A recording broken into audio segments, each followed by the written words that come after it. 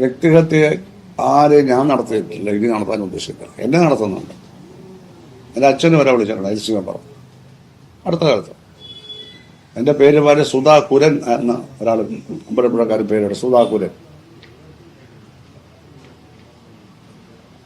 ഒരു ഉപരി കമ്മിറ്റിയോ ഒരു ജില്ലാ കമ്മിറ്റിയോ ഒരു ഏരിയ കമ്മിറ്റിയോ ആരും അതിനെ എതിർക്കുന്നില്ല.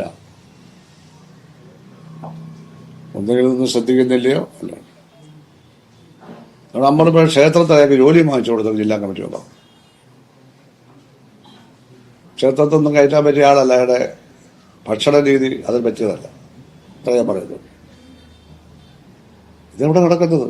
പൊളിറ്റിക്കൽ ക്രിമിനലുകളെ കൂടെ കൊണ്ട് നടക്കുക, അവരെ ആയുധമാക്കി വ്യക്തിഹത്യ നടത്തുക.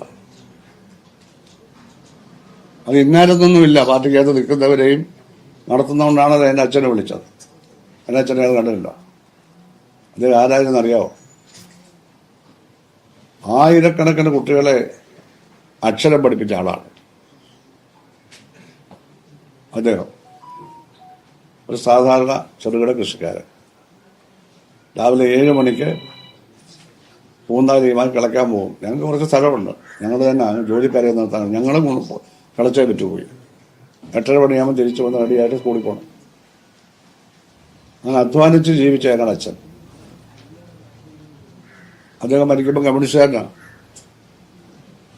ആദ്യകാലത്ത് കോൺഗ്രസ്സുകാരനായിരുന്നു, കോൺഗ്രസിന്റെ നല്ല കാലത്ത്.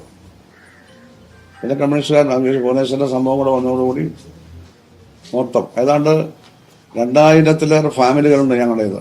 കരുനാഗപ്പള്ളി, കുന്നത്തൂര്, കാർത്തികപ്പള്ളി, മാവേലിക്കര, അതുപോലെ തന്നെ അടൂര്, ഈ താലൂക്കുകളിലായി 2000-ഓളം ഫാമിലികളുണ്ട്. ഇവിടെ എല്ലാം ഉണ്ട്. ഞങ്ങളുടെ ബന്ധുക്കളും സുഹൃത്തുക്കളും ഇവിടെയൊക്കെ ഉണ്ട്. അമ്പലപ്പുഴയുണ്ട്. എൻ്റെ ഭാര്യയുടെ ബന്ധുക്കളൊക്കെ കൂടുതലായിട്ട് അമ്പലപ്പുഴ ഭാഗത്താണ്. കുട്ടനാട്ടിലുണ്ട്. അപ്പോൾ ആ ബന്ധുബലത്തിൻ്റെ പേരിൽ ഒന്നും തന്നെ അവർക്കാർക്കും ഒരു കാര്യം ഞാൻ ചെയ്തു കൊടുത്തിട്ടില്ല, ഒന്നേപോലെ ചെയ്തു കൊടുത്തിട്ടില്ല. ആയിരക്കണക്കിന് ചെറുപ്പക്കാർക്കും ജോലി കൊടുത്തിട്ടുണ്ട്. ഇവിടുത്തെ കോപ്പറേറ്റീവ് ഹോസ്പിറ്റലിൽ, ഇവിടുത്തെ എഞ്ചിനീയറിംഗ് കോളേജിലെ MBA ഇൻസ്റ്റിറ്റ്യൂട്ടിലെ, കടിശൂർ പെട്ടിൻ്റെ സ്റ്റോറുകളിൽ എത്ര പേർക്കാർ ജോലി കൊടുത്തിരുന്നു. എൻ്റെ വീട്ടിലാർക്കും ഞാൻ കൊടുത്തിട്ടില്ല. ഉന്നത വിദ്യാഭ്യാസം നേടി നിൽക്കുന്ന സ്ത്രീകളൊക്കെ ഉണ്ട് ഞങ്ങളുടെ വീട്ടിൽ. അല്ല, പ്രായമൊക്കെ കഴിഞ്ഞു, അവർക്ക് ആർക്കും കൊടുത്തിട്ടില്ല.